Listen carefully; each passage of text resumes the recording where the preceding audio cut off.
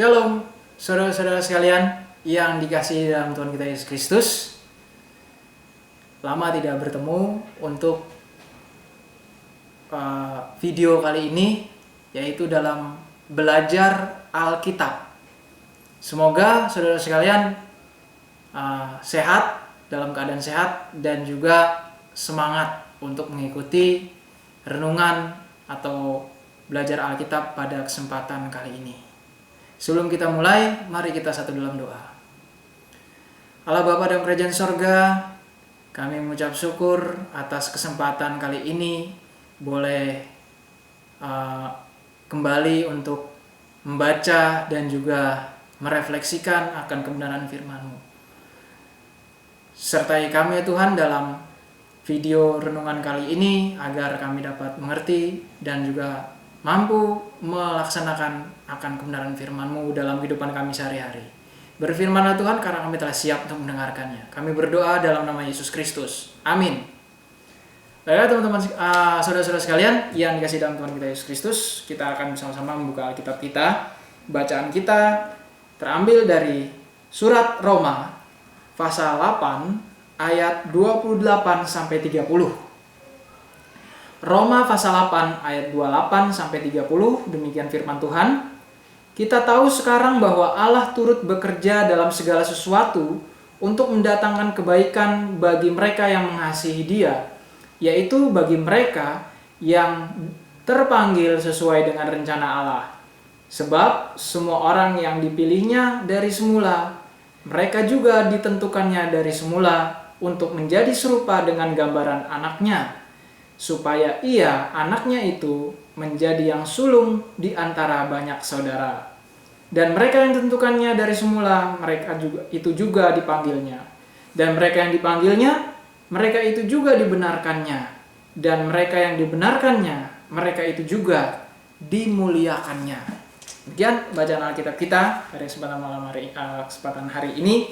Kita akan merenungkan atau merefleksikan firman Tuhan kita ini di bawah tema bangga menjadi pengikut Kristus. Bangga menjadi pengikut Kristus. Saudara-saudara sekalian yang dikasihi dalam Tuhan kita Yesus Kristus, kita sudah menjadi Kristen sejak lahir pastinya. Namun bagi saudara-saudara sekalian yang menyimak video ini, mungkin ada yang baru menjadi Kristen, tetapi tidak masalah. Khusus untuk yang baru yang sudah menjadi Kristen sejak lahir, kita yang sudah beriman dan mengasihi Yesus Kristus sebagai juru selamat pribadi dari sejak kecil, pasti juga akan merasa bangga ya pastinya ya, karena kita memiliki juru selamat yaitu Yesus Kristus secara pribadi. Nah pertanyaannya, kenapa kita boleh berbangga akan hal itu ya teman-teman? Padahal kan di Injil Matius 16 ya ayat 24 di situ kan kita siap menderita ya. Artinya jikalau kita menjadi pengikut Yesus, kita harus bersedia menyangkal diri dan memikul salib. Artinya mau menderita bersama-sama dengan Yesus. Pertanyaannya kenapa kita mau seperti itu ya teman, saudara-saudara ya. Artinya bangga menjadi pengikut Kristus ini mempunyai arti yang sangat luas ya. Jadi artinya tidak hanya bangga secara emosional saja, tetapi kita juga bangga karena di akhir zaman nanti kita akan diselamatkan oleh Yesus Kristus. Begitu juga dengan masa sekarang ya teman-teman, masa sekarang ya saudara-saudara sekalian ya. Jadi artinya ketika kita sudah menerima Yesus sebagai juru selamat pribadi, secara otomatis kita juga sudah dibebaskan dari dosa. Pertanyaannya, apakah kita mau melakukan dosa ketika kita sudah dibebaskan dari dosa? Itu pertanyaannya. Itu semua balik kepada diri kita masing-masing. Jadi kita kembali ke tema kita ya. Kenapa harus menjadi bangga menjadi pengikut Kristus? Alasan yang pertama ya, yang pertama adalah kita telah dipanggil, dibenarkan, dan dimuliakan. Itu pada bacaan nas Alkitab kita pada kesempatan kali ini. Kita dipanggil, dibenarkan, dan dimuliakan. Pantaslah kita berbangga ya. Yang kedua, dunia tidak mengenal Yesus, tetapi kita percaya bahwa Yesus Kristus adalah Tuhan. Maka kita merupakan anak-anaknya, yaitu ahli waris kerajaan sorga. Seperti ahli-ahli waris yang lainnya. Ketika diberikan warisan gitu ya. Pasti senang kan? Saudara-saudara sekalian juga begitu ya. Dikasih warisan, senang. Nah, kita sama juga, kita sudah menjadi ahli waris kerajaan sorga loh. Jangan salah ya, saudara-saudara. Yohanes pasal 1 ayat 10 sampai 12 ya. Coba ya, kita buka ya. Yohanes pasal 1 ayat 10 sampai 12. Ia telah ada di dalam dunia dan dunia dijadikan olehnya, tetapi dunia tidak mengenalnya. Ia datang pada milik punyaannya, tetapi orang-orang punyaan itu tidak menerimanya. Tetapi semua orang yang menerimanya diberinya kuasa supaya menjadi anak-anak Allah, yaitu mereka yang percaya dalam namanya. Ya. Jadi ini merupakan janji Allah kepada kita sebagai ahli waris kerajaan sorga. Ketika kita sudah menerima Yesus sebagai juru selamat pribadi, kita diberi kuasa. Semua orang yang menerimanya diberinya kuasa supaya menjadi anak-anak Allah. Yaitu siapa? Yaitu mereka yang percaya dalam namanya. Jadi diberi kuasa. Diberi kuasa itu misalnya itu artinya diberi ahli waris, saudara-saudara ya. Diberikan ahli waris. Kita juga sudah menjadi ahli waris kerajaan sorga. Lalu yang ketiga alasannya adalah mempunyai seorang pemimpin atau gembala yang baik yang rela berkorban bagi pengikutnya atau bagi dombanya. Kita sebagai pengikut Kristus, Tuhan Yesus rela mengorbankan dirinya sebagai penebusan bagi dosa-dosa kita. Mana ada seperti itu ya, saudara-saudara? Mana ada yang seperti itu? Yang mau merelakan dirinya ini saya saja yang dikorbankan. Nggak ada di agama-agama yang lain, nggak ada ya, saudara-saudara. Hanya di agama Kristen yang Tuhannya mau mati, mau menebus dosa manusia. Hanya di agama Kristen. Makanya itu kita bangga menjadi pengikut Kristus. Itu tertulis dalam Injil Yohanes pasal 10 ayat 11 sampai 13. Gembala yang baik ya. Dalam Mazmur juga ada ya, Mazmur 23, Tuhan gembala yang baik. Mana ada Tuhan yang begitu baik kepada pengikutnya, yang rela mengorbankan nyawanya bagi domba-dombanya, bagi umatnya. Alasan yang keempat adalah Tuhan Yesus rela untuk menolong orang-orang berdosa seperti kita untuk memperoleh keselamatan. Lukas 5 ayat 31 sampai 32. Tuhan sendiri yang mau menolong agar kita diselamatkan dari dosa.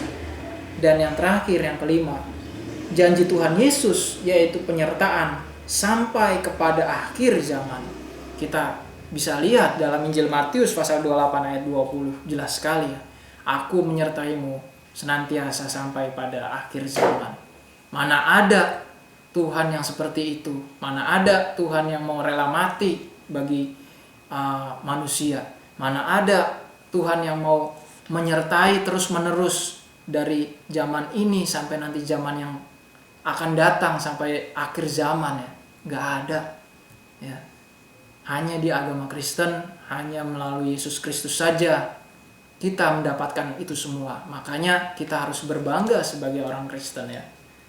Hal-hal inilah yang mungkin saya dapat bagikan pada saudara-saudara untuk menjawab mengapa kita harus bangga menjadi pengikut Kristus. Banyak di luar sana yang tidak mengerti bahwa mengikut Kristus adalah suatu kebanggaan besar, dan banyak anak muda seperti saudara-saudara sekalian ya, remaja dan pemuda sekalian, remaja dan pemuda Kristen yang tega menjual dan menggadaikan Yesus hanya semata-mata hanya materi, untuk pekerjaan, untuk popularitas, ya, untuk dunia ini dikorbankan.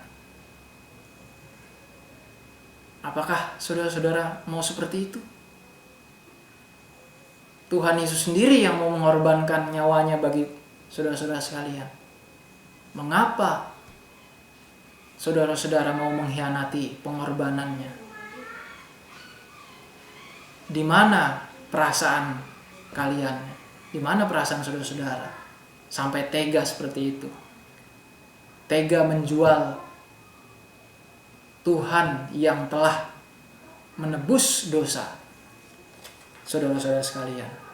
Mungkin ini menjadi titik sentral dari perenungan atau refleksi kita pada kesempatan kali ini.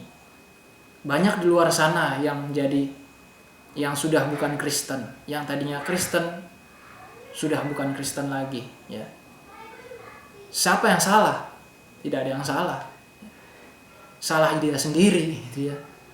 Tidak ada yang salah. Apakah salah pendeta? Tidak. Apakah salah gereja yang kurang perhatian? Tidak juga. So, salah siapa? Ya salah dia sendiri, ya.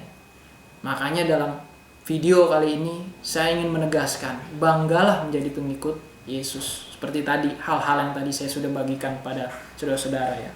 Banyak generasi muda Kristen yang mengkhianati kemurahan dan kebaikan Tuhan Yesus. Kita tidak bisa menutup mata akan hal itu, ya. Hanya demi materi dan hanya termakan omongan temannya, gitu ya, dihasut, diprovokasi, akhirnya menjual Yesus. Sangat memprihatinkan, ya. Apalagi generasi milenial sekarang, ya. Hanya heboh di awal, tetapi menciut di akhir. Ketika cobaan datang, ketika persoalan datang, langsung menyerah, angkat tangan, gitu ya. Ketika cobaan datang, goodbye Yesus. Sangat sedih, ya, saudara-saudara, ya. Jadi saudara-saudara sekalian yang dikasih dalam Tuhan kita Yesus Kristus, kita diingatkan kembali bahwa kita harus bangga dan bersukacita karena sampai saat ini Tuhan Yesus masih menjadi pegangan iman percaya kita. Apalagi di tengah situasi seperti ini, di tengah pandemi seperti ini, kehilangan arah, kehilangan pegangan. Tetapi syukur puji Tuhan, kita sebagai pengikut Kristus, kita tidak kehilangan arah dan tidak kehilangan pegangan, yaitu arahan kita dan pegangan kita hanya satu, Tuhan kita Yesus Kristus. Dengan beriman, dengan tetap setia dan beriman pada Yesus Kristus sampai akhir, kita dapat memperoleh keselamatan dan hidup yang kekal. Siapa di sini yang mau hidup yang kekal? Semuanya mau, ya. Siapa yang tidak mau hidup yang kekal? Bodoh sekali, ya. Kalau mau hidup yang kekal, ikutlah Yesus. Dialah sumber hidup yang kekal itu. Dialah sumber kebenaran. Dialah sumber dari segala sumber di dunia ini, bahkan di akhir zaman nanti, di sorga nanti. Wahyu pasal 2 ayat 10 menjelaskan bahwa jika kita setia sampai akhir atau sampai mati di dunia ini, Tuhan akan memberikan mahkota kehidupan, ya. Saya bacakan, ya. Ayat 10b, ya. Wahyu 2 ayat 10b. Hendaklah engkau setia sampai mati, dan aku di sini maksudnya Tuhan, akan mengaruniakan padamu mahkota kehidupan. Aku di sini Tuhan, ya, Tuhan Yesus, ya, mengaruniakan mahkota kehidupan. Syaratnya apa? Setia sampai akhir, setia sampai mati, sampai akhir hayat kita. Apakah kita masih percaya Yesus? Kita akan menerima mahkota kehidupan itu di garis akhir nanti. Apakah kita kuat dalam situasi kayak seperti ini? Itu tergantung saudara-saudara sekalian, ya. Jadi saudara-saudara sekalian yang kasih dalam Tuhan kita Yesus, Tuhan juga akan memberikan mahkota kehidupan, dan juga Tuhan juga akan di dalam Yohanes 3 ayat 16 juga menerangkan bahwa setiap orang percaya kepada Tuhan Yesus tidak binasa, melainkan beroleh hidup yang kekal. Ditegaskan lagi di Injil Yohanes pasal 3 ayat 16. Barang siapa percaya padanya tidak binasa, melainkan beroleh hidup yang kekal. Semoga dalam perenungan refleksi kita pada kesempatan hari ini dapat juga boleh meneguhkan lagi kembali kita dalam beriman dan terus setia pada Tuhan kita Yesus Kristus. Kiranya Tuhan kita Yesus Kristus memberkati kita. Amin. Mari kita berdoa. Kami mengucap syukur ya Tuhan atas firman pada kesempatan hari ini. Kiranya Tuhan sendiri yang mau meneguhkan firman-Mu dalam hati dan pikiran kami, agar kami dapat mengerti tentang kebanggaan menjadi pengikut Kristus. Biarlah setiap kami yang masih terus setia mengikut Kristus, Tuhan sendiri juga mau boleh mantapkan itu dalam hati dan pikiran kami, dan juga mau menguatkannya. Kiranya seluruh hidup dan kehidupan kami juga boleh bersandar hanya pada Tuhan Yesus Kristus saja. Terima kasih Tuhan atas firman yang tadi boleh kami dengar. Kiranya firman-Mu dapat juga memperoleh kekuatan yang baru bagi kami. Terima kasih Tuhan. Inilah doa dan permohonan kami. Kami berdoa dalam nama Yesus Kristus. Amin. Inilah akhir dari refleksi kita pada kesempatan hari ini. Semoga apa yang saya utarakan, apa yang saya jelaskan dapat juga boleh bermanfaat dan berguna bagi saudara-saudara sekalian. Saya Pendeta Felix Andaria mengakhiri video kali ini. Sampai ketemu di video atau video selanjutnya di tema yang lain. Terima kasih, Tuhan kita Yesus Kristus memberkati. Shalom.